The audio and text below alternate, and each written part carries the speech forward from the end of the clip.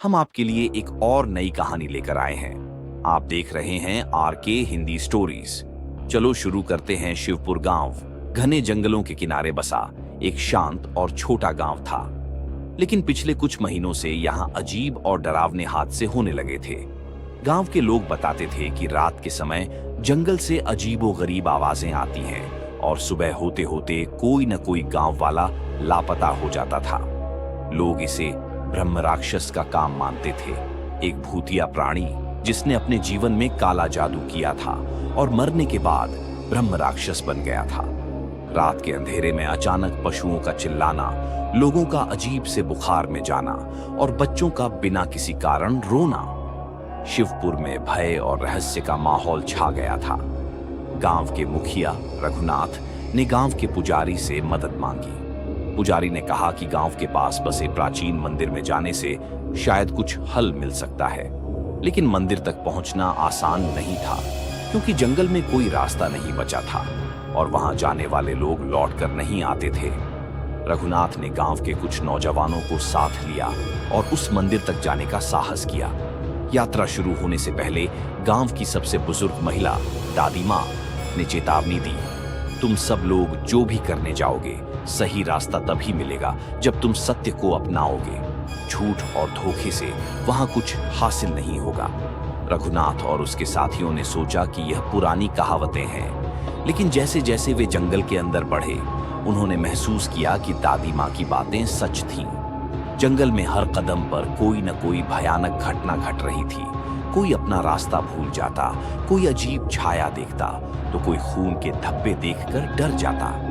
मंदिर का रहस्य कई कठिनाइयों के बाद वे उस प्राचीन मंदिर तक पहुंचे। मंदिर का वातावरण अजीब था। वहां अजीबोगरीब मूर्तियां थीं और दीवारों पर बने चित्रों में ब्रह्म राक्षस का आतंक दिखाया गया था। रघुनाथ को वहां एक पुरानी किताब मिली जिसमें ब्रह्म राक्षस की कथा लिखी थी। किताब से पता चला कि ब्रह्म राक्षस कभी एक पंडित था जिसका नाम था धीरेंद्र शर्मा। उसने ज्ञान और तंत्र मंत्र की असीम शक्तियों के लालच में आकर अपना सर्वस्व त्याग दिया था। उसकी मृत्यु के बाद उसकी आत्मा कभी शांति नहीं पा सकी और वह ब्रह्म राक्षस बन गया। खतरे में गांव जब रघुनाथ और उसके साथी वापस गांव लौटे, तब तक बहुत देर हो चुकी थी। ब्रह्म राक्षस का आतंक गांव में चरम पर था। लोग बुरी तरह डर चुके थे और अब तक 3 और लोग लापता हो चुके थे।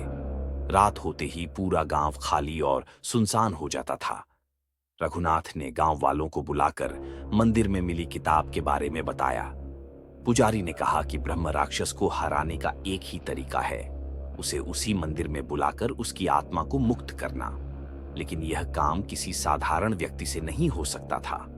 गांव के वीर युवक अर्जुन ने इस काम को करने का निर्णय लिया। उसे यह भी पता चला कि ब्रह्म राक्षस का असली डर झूठ और छल से था। अर्जुन ने तय किया कि वह सत्य और ईमानदारी के साथ ब्रह्म राक्षस का सामना करेगा। रात को जब गांव में चारों ओर सन्नाटा था, अर्जुन और पुजारी मंदिर में पहुंचे। ब्रह्म राक्षस की आत्मा वहां उपस्थित थी और वातावरण अत्यंत भयावह हो गया था। अर्जुन ने अपने भीतर के डर को दूर कर सत्य के मार्ग पर चलते हुए मंत्रोच्चारण किया। ब्रह्म राक्षस ने अर्जुन पर हमला करने की कोशिश की, लेकिन अर्जुन ने बिना डरे सत्य के बल पर ब्रह्म राक्षस को रोका। जैसे ही अर्जुन ने अंतिम मंत्र पढ़ा, मंदिर में एक अद्भुत प्रकाश फैला और ब्रह्म राक्षस की आत्मा चीखते हुए मंदिर के भीतर समा गई। मंदिर की मूर्तियों से एक दिव्य तेज निकला और ब्रह्म राक्षस की आत्मा को मुक्ति मिल गई। गांव में डर का अंत हुआ और लोग फिर से शांति से रहने लगे। अर्जुन गांव का हीरो बन गया, लेकिन उसने अपने काम का श्रेय सत्य और ईमानदारी को दिया। आपको अच्छी लगी कृपया चैनल को सब्सक्राइब करें।